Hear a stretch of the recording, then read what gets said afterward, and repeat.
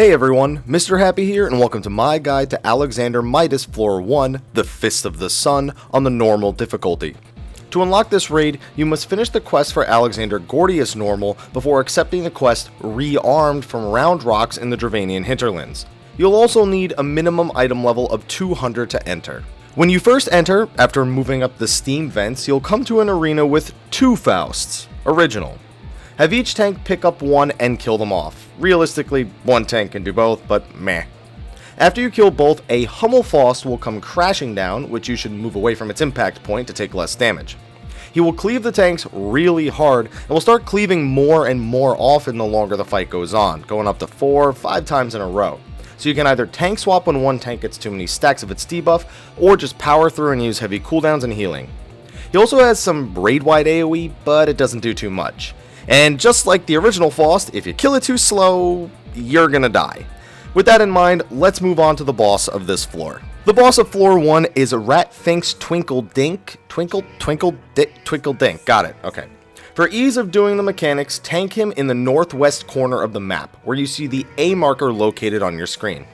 The B and C markers designate the location of certain other mechanics, so keep those in mind as well. As soon as the fight starts, he will turn into a giant goblin. When he does this, he will start stacking concussive blows on your current tank. When they reach 4 stacks, they will be concussed, causing them to take greatly increased damage and to be unable to act. Immediately after, he'll charge up an attack and slam them really hard with it. You're supposed to tank swap right after the main tank gets concussive, but realistically, most tanks can just pop a really powerful cooldown such as Hollowed Ground or Vengeance, depending on which tank you are, and with a little bit of healing, you should be able to survive it. After this, he will shrink back down and introduce a few new mechanics. The first one is Glup Gloop, which shoots a large poison AoE at a marked player's location after several seconds. Just bring this away from the group.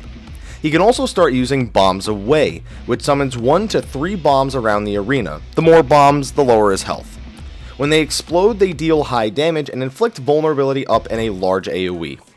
To counter these bombs, have someone touch the tether in the middle of the room to cause Gob Elixir to spill onto the field. Now you're going to notice there's 2 different colors, but for this mechanic, Bombs Away, you'll want to touch the red elixir on the east side of the room, which is where we put our C marker. This will turn you into a gorilla. You can use the gorilla's first attack to knock the bombs into the opposite corner of your raid group. Press the gorilla's 2 attack to untransform after all the bombs have been knocked into the corner. Keep in mind that the tether in the center of the room deals high damage over time, so don't stay tethered for too long, but it is required to get the Gob Elixirs to spill. The other major mechanic you'll have to deal with is Boost, which he only does when he's a big goblin. When you see the boss casting Boost, touch the tether in the middle of the room and grab the blue elixir on the west side wall. This will turn you into a bird, which allows you to dodge the boss's next attack, Gobswing. He will use this attack 4 times in a row, but if you're a bird, all 4 attacks will miss. If you aren't a bird, it'll deal high damage and inflict vulnerability up. You don't want that. You can spam the bird's 1 attack on the boss while you're waiting for him to finish his Gobswings, deals like 250 damage a hit, and then just untransform with your 2 button after the 4th swing. Other than this, just be prepared to have the off tank pick up some snake adds and a Gob Chimera that is haunting. More bombs will spawn as his HP gets lower, and he can also do a room-wide AoE for a few thousand damage. It's like a little electric attack.